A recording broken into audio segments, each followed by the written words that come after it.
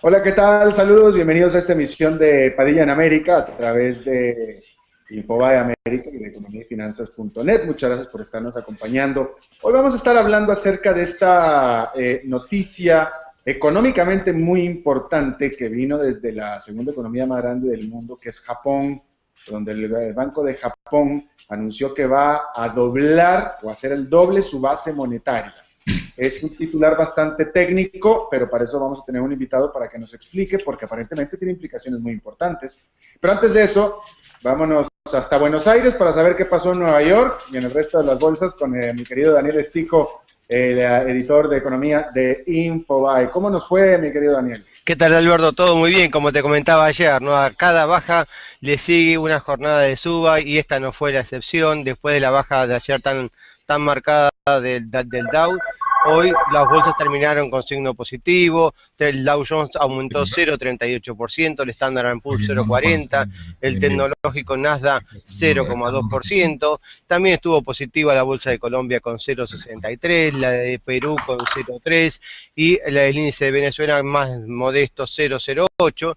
En tanto se mantuvieron en terreno negativo el Bovespa de Brasil con unos 65 de caída, la bolsa argentina con 0,26 y la bolsa de Chile con 0,46. El dato sobresaliente de la jornada fue, como vos bien estás anticipando, fue esta decisión del Banco de Japón de duplicar la base monetaria, y eso dio cierto brío al mercado, porque previamente el mercado estaba un poco reticente, estaba de nuevo con la posibilidad de volver al terreno negativo, porque se conocieron datos de pedido de desempleo que aumentaron en 28.000 personas, y eso elevó la nómina en 385.000 en la semana, con lo cual daba la expectativa de que la economía americana no se estaba recuperando como se pensaba. Y por otro lado, señales de que de Europa también había señales indicadores de que la recuperación iba a ser más lenta. Pero bueno, llegó la buena noticia del Banco de Japón, que iba a duplicar la base monetaria, y eso generó buenas expectativas, así que la jornada bursátil fue muy positiva. El oro estable en 1.553,80 dólares la onza, y el petróleo bajó 1,12, todavía más afectado por las expectativas de que la economía va en recesión, y se ve que tardó en digerir las posibles consecuencias que vos vas a analizar muy bien en el programa de hoy sobre qué impacto va a tener la decisión del Banco de Japón de flexibilizar su política monetaria. Pero entonces, Daniel, tú nos confirmas que de acuerdo a lo que tú leíste, a los análisis, el mercado le gustó, estuvo de acuerdo en general, desde los mercados asiáticos hasta los de América, con la noticia generada de Japón. Y claramente, porque no se trata de una economía menor que quiere salir del clásico estancamiento que estuvo en los últimos 20 años, que quiere ser un actor ahora activo en materia de crecimiento económico, y entonces los mercados dicen, Japón va a demandar más y eso es saludable. Por lo tanto, creo que la lectura que hicieron, por lo menos desde el punto de vista bursátil, fue positiva. Pues bueno, pues ahora a continuación, mi querido Daniel, vamos a ver por qué la interpretación del mercado fue equivocada, porque yo estoy casi seguro que ya sé qué es lo que nos va a decir el próximo invitado, mi querido Daniel Estico desde Buenos Aires. Te agradezco muchísimo. Muchísimas gracias, yo sospecho lo mismo. Un abrazo. Exactamente, para que la veas, no te la pierdas. No, claramente que no. Hasta la Bueno, próxima. bueno. Bueno, vamos a darle paso ya sin mayor presentación a mi querido Jorge Suárez, Jorge Suárez Vélez, conocido economista, conocido analista, autor, escritor, y que sabe perfectamente bien qué es lo que habla, y que, Jorge, primero que nada, bienvenido. Gracias, Alberto. Yo me hubiera esperado, a ver, yo no conozco mucho de este tecnicismo, por eso te necesito a ti, si conociera no te invitaba, pero ¿por qué a mí me huele a que la noticia de Japón no es necesariamente buena noticia para la economía del mundo? Mira, es interesante porque aquí hay que separar dos cosas. O sea, tú decías al principio que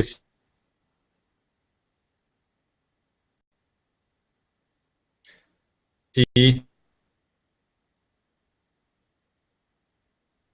Bueno, evidentemente estamos teniendo problemas con la señal de Jorge Suárez. Vamos a ver si es posible recuperar la señal de Jorge Suárez. Una lástima completa. Y bueno, a ver, vamos a hablar un poco de qué es lo que se anunció en Japón. El Banco de Japón, que está estrenando gobernador, que está estrenando líder, justo en su primer día donde entra el gobernador del Banco de Japón, anunció que iba a aumentar su base monetaria al doble. Y esto lo iba a hacer mediante con una compra agresiva de bonos. Y básicamente, en términos prácticos, es una acción que es igual, similar, hermana a la acción que ha estado tomando el Banco Central de Estados Unidos, que es la Reserva Federal. Y usted recordará, y acá estoy tratando de meterme en terrenos de lo que iba a hablar Jorge Suárez, pero esta es la parte interesante, que la acción de la Reserva Federal es lo que ha hecho que hasta el momento la economía de Estados Unidos presente los porcentajes de crecimiento que ha presentado. Jorge Suárez, ¿estás con nosotros? Jorge Suárez, ¿nos escuchas?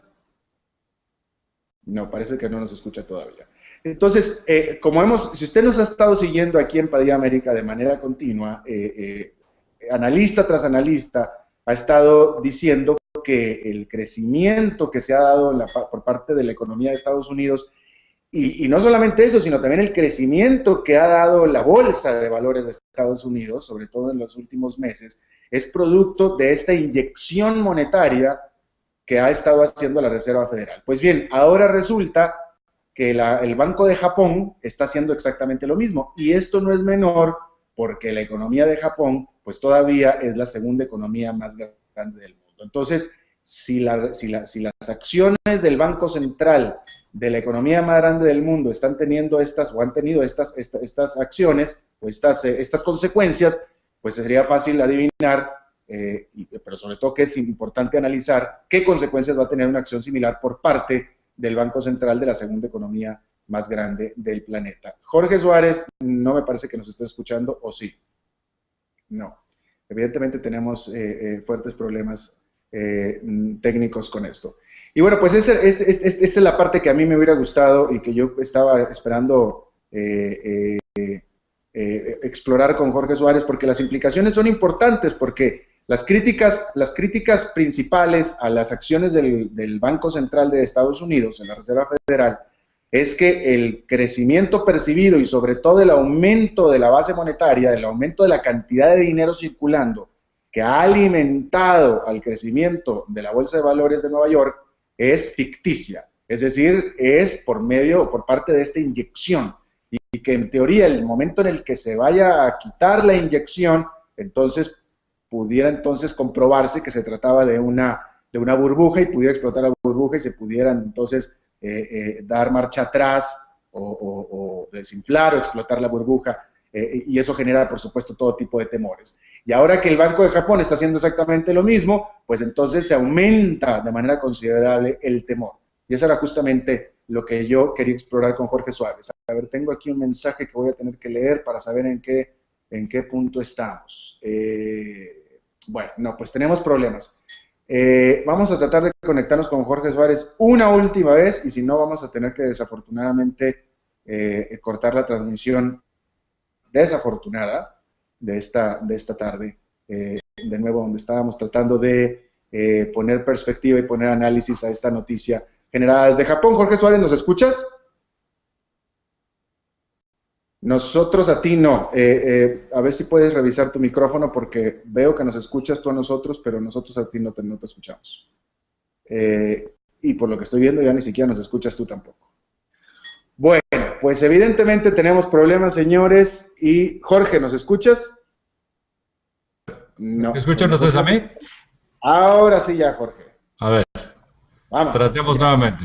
Ya no le muevas nada. No, yo no le muevo, pero decir la tecnología no ayuda. Oye, Jorge, bueno, ya me aventé yo todo el monólogo, así es que ahora arráncate tú. Mira, lo que tú decías, que tú empezabas diciendo que si yo estaba de acuerdo o desacuerdo que los mercados reaccionaran al alza. Estoy de acuerdo en que los mercados reaccionen al alza, y de hecho lo que te estoy diciendo también es que yo creo que es una señal de cuán mal está la economía el que se esté haciendo esto. O sea, ¿qué quiero decir con esto?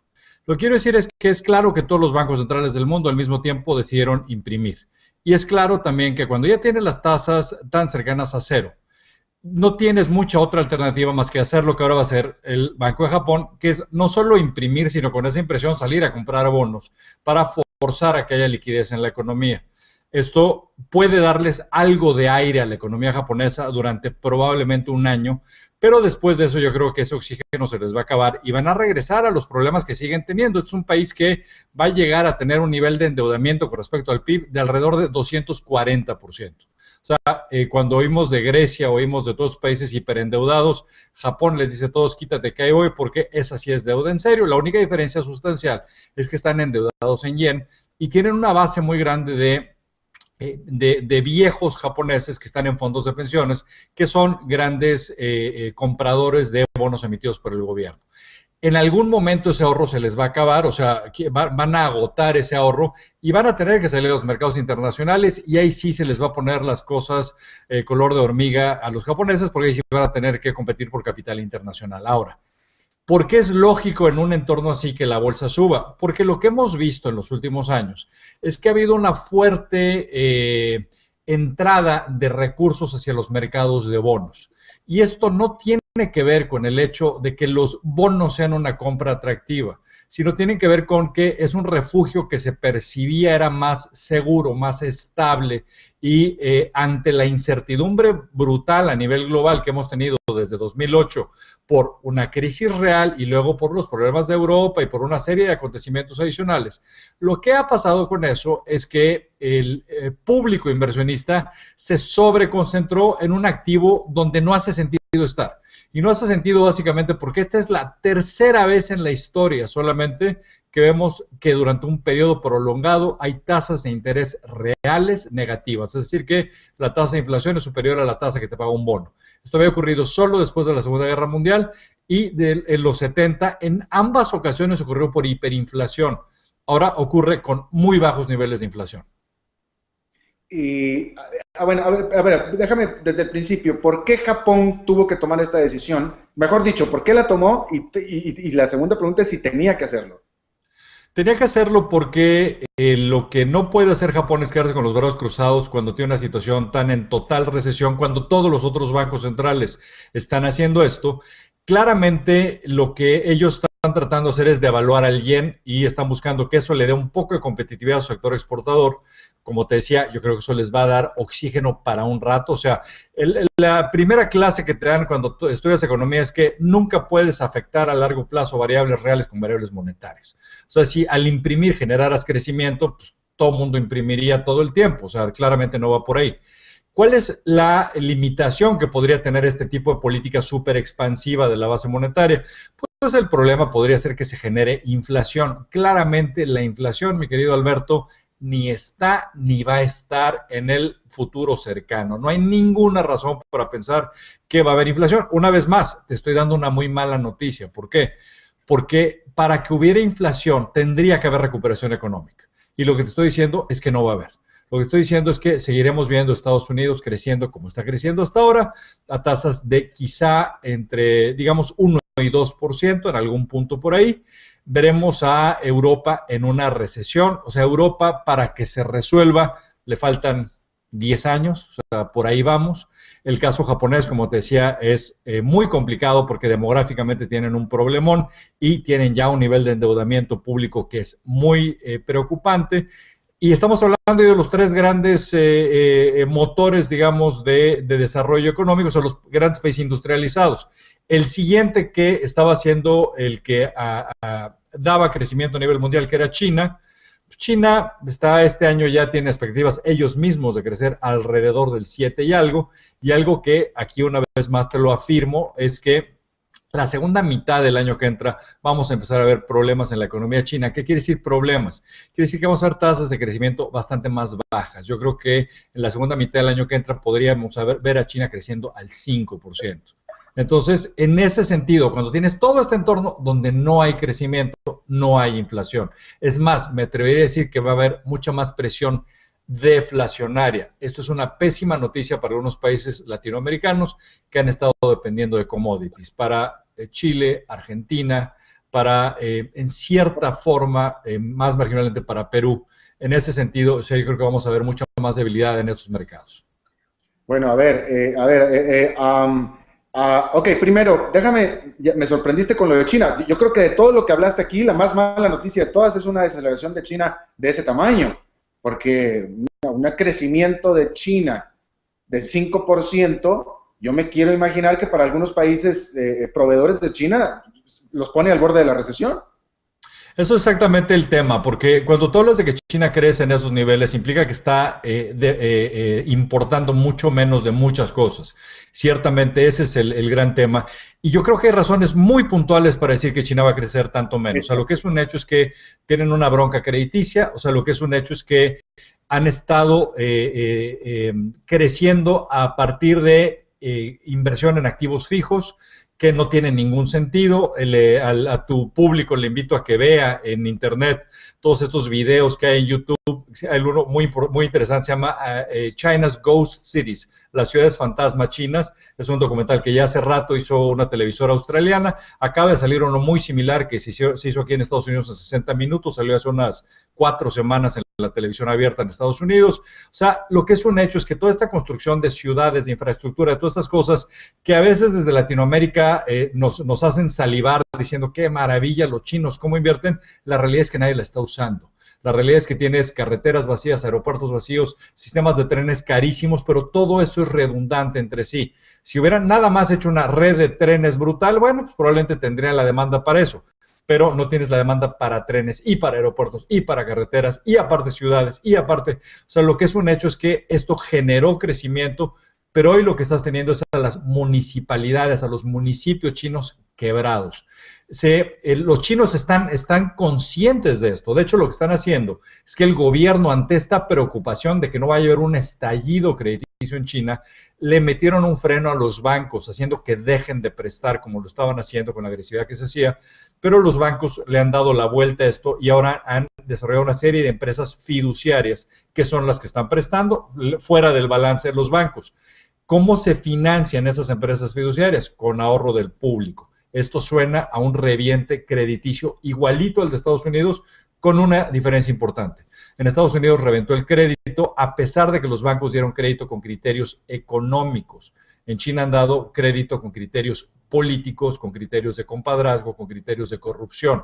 Es mucho peor, aunque tiene un aspecto positivo, que es que en China el porcentaje que se ha prestado, por ejemplo, del mercado hipotecario, es menor al de Estados Unidos. Pero lo que es un hecho es que los propios chinos están conscientes de que esto no puede seguir porque están tomando un riesgo mayor, por lo cual creo que van a tener que estar dispuestos a aceptar mucho menos crecimiento para tratar de ponerle un freno a este problema.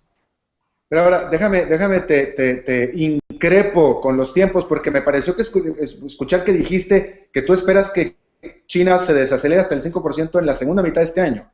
No, del año que entra. Ok, porque decía yo, si es este año tiene que pasar una hecatombe espantosa, porque del ritmo que está creciendo ahora hasta el 5. Y mucho de esto que te estoy diciendo, Alberto, o sea, no es... O sea, no es algo que le está, que agarra desprevenidos a los chinos. O sea, están haciendo todo lo posible por evitar el estallido crediticio que llevaría a un colapso bancario. En ese sentido, o sea, tienen que recurrir a mucho menos crecimiento, a bajar fuertemente los niveles de inversión, a bajar fuertemente la disponibilidad de crédito en el mercado, y eso se va a reflejar en menor crecimiento. O sea, en cierta forma están tratando de tomar medidas para algo que podría ser muy negativo. Ahora, déjame ahí para darte gusto, porque tú siempre me haces fama de pesimista, déjame ir hasta la cocina y vamos a pensar qué pasaría si sí hubiera un problemón bancario en China, el cual hay mucha gente que habla ya de él, pero creo que están a tiempo para meter el freno. Si llegara a pasar eso, el gran riesgo que se presentaría es que Estados Unidos se podría ver afectado, porque ahí sí los chinos podrían tener que masivamente salir a vender posiciones que hoy tienen en bonos del Tesoro de Estados Unidos para con esos recursos recapitalizar a sus bancos. Si esto ocurriera, esto sí podría poner en un problema a Estados Unidos, porque lo que yo te decía hace rato es, las tasas de interés se van a quedar abajo por años, no hay ninguna razón para pensar que va a haber inflación y por eso la bolsa debe subir como una mejor alternativa para invertir. Pero, ¿cuál es el único entorno en el que sí podría haber un alza en tasas de interés en Estados Unidos si hubiera un problema en China? No lo veo como algo probable, pero es una situación que en caso de darse sí podría provocar una recesión mucho más generalizada en el resto del mundo. Ok, eso es China. Europa, tú dijiste que Europa el problema va para 10 años.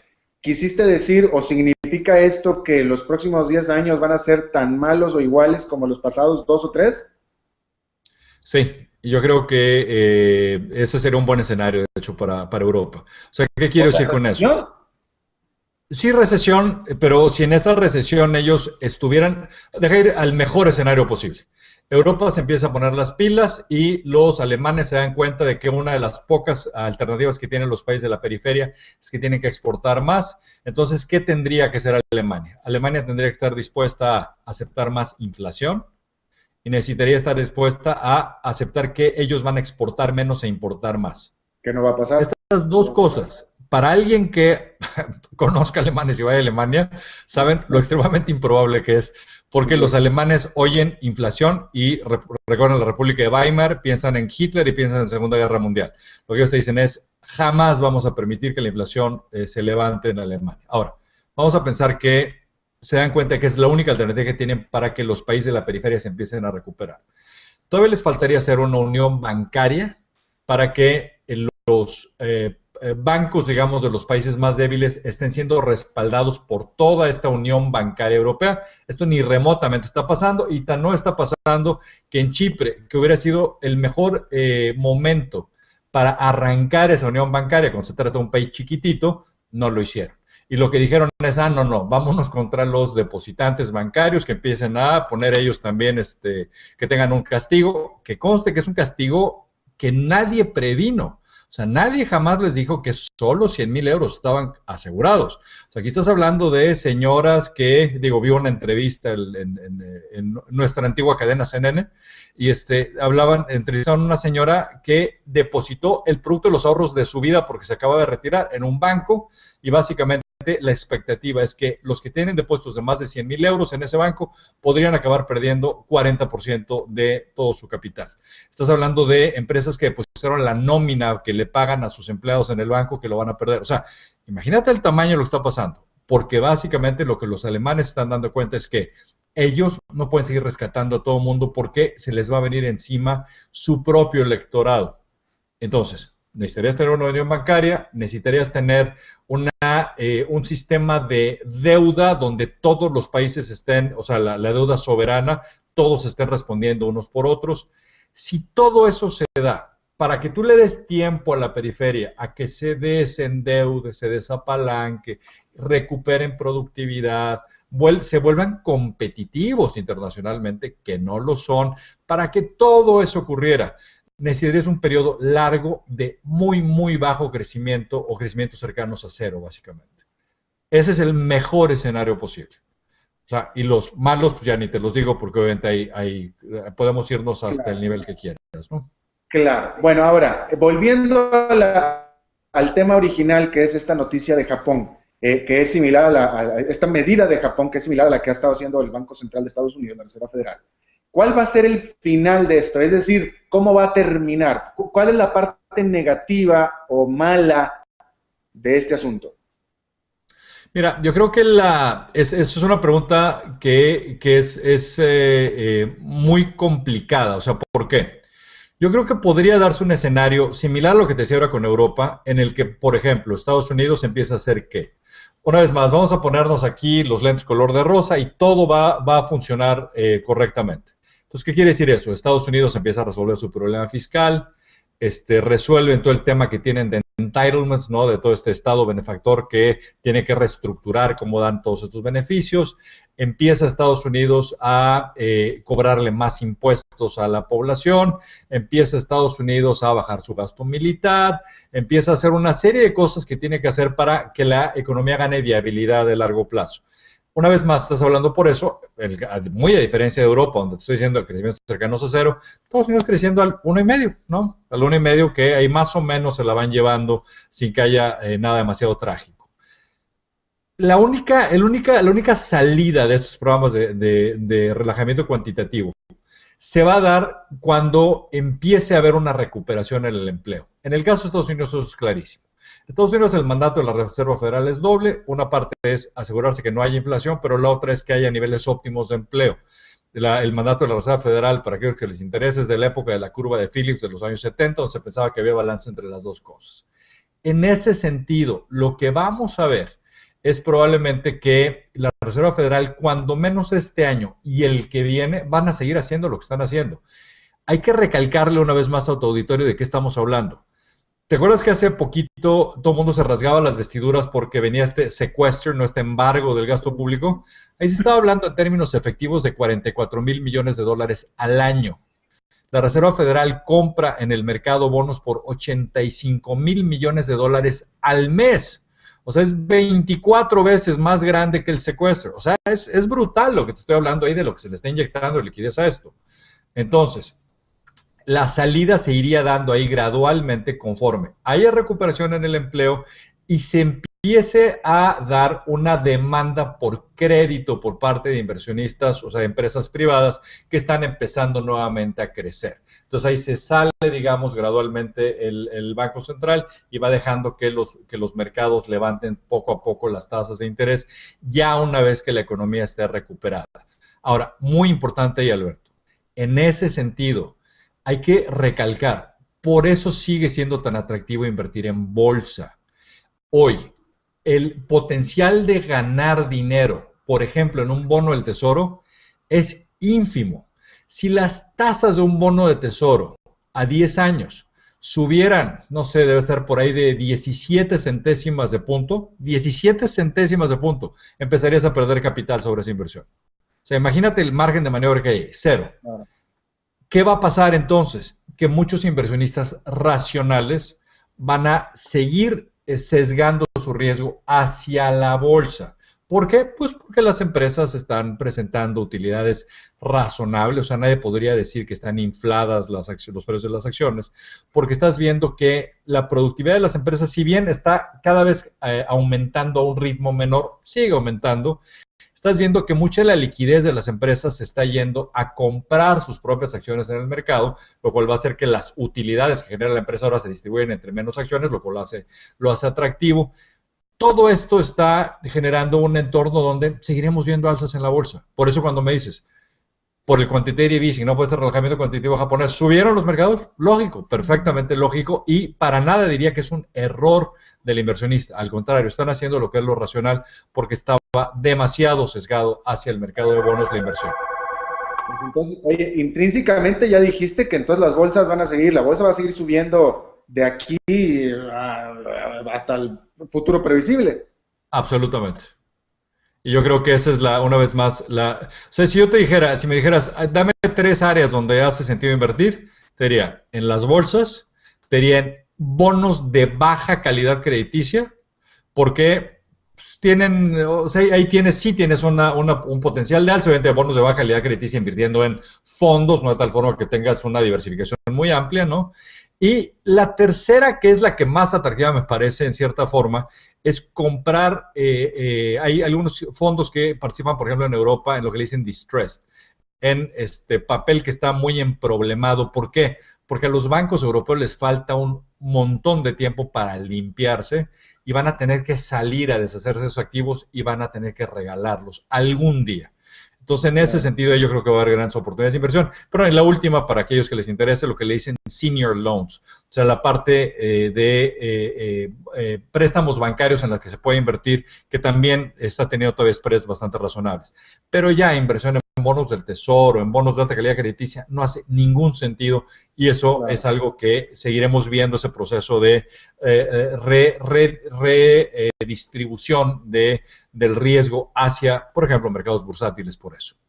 Claro. Bueno, pues Jorge, una cosa que me encanta, una característica de estar contigo es que así, idéntico como cuando estamos en entrevista, cuando estamos en persona en una cena, cenando detrás de una copa de vino, platicamos exactamente igual. ¡Qué ventaja!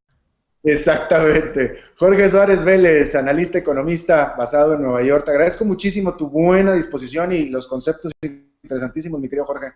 Encantado, Alberto. Un abrazo y un gusto estar con ustedes. De nuevo, ¿tu libro dónde lo puede conseguir la gente? Se llama Ahora o Nunca, la gran oportunidad de México para crecer, pero tiene una implicación también regional. Y la forma más fácil de conseguirlo es en el sitio de una librería en México que se llama Gandhi, www.gandhi.com.mx. Ya estuvo. Jorge Suárez Vélez, muchísimas gracias. Gracias a ustedes. Bueno, y los invito a que sigan acompañándonos a través de o con nuestra página de Facebook en Padilla en América, Facebook Padilla en América, donde usted puede totalmente interactuar con nosotros, con comentarios, con preguntas, sugerencias de tema, etcétera. Bueno, pues muchas gracias por habernos acompañado. Eso es todo lo que tenemos por esta emisión. Nos vemos en la próxima y que la pasen muy bien.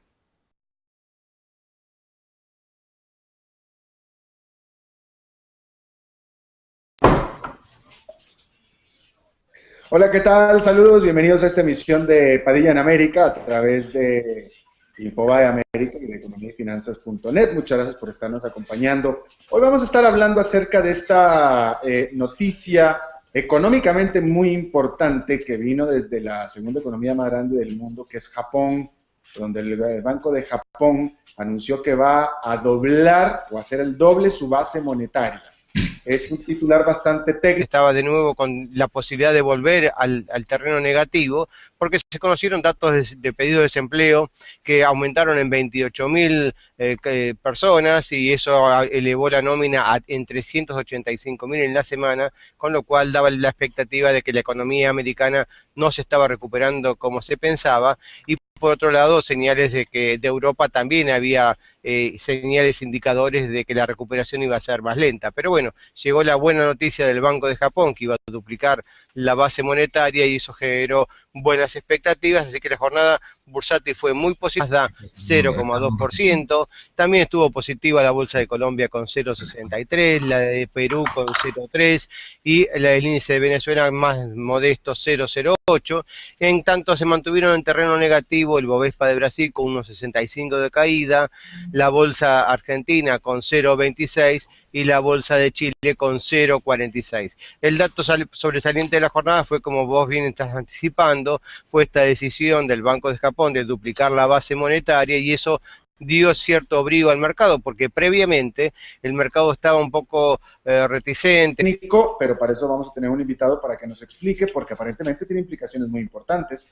Pero antes de eso, vámonos hasta Buenos Aires para saber qué pasó en Nueva York y en el resto de las bolsas con mi querido Daniel Estico, el editor de economía de Infobae. ¿Cómo nos fue, mi querido Daniel? ¿Qué tal, Alberto? Todo muy bien, como te comentaba ayer, ¿no? A cada baja le sigue una jornada de suba y esta no fue la excepción. Después de la baja de ayer tan marcada del Dow, hoy las bolsas terminaron con signo positivo. El Dow Jones aumentó 0,38%, el Standard & Poor's 0,40%, el tecnológico nativa, el oro estable en $1.553,80 la onza y el petróleo bajó 1,12, todavía más afectado por las expectativas de que la economía va en recesión y se ve que tardó en digerir las posibles consecuencias que vos vas a analizar muy bien en el programa de hoy sobre qué impacto va a tener la decisión del Banco de Japón de flexibilizar su política monetaria.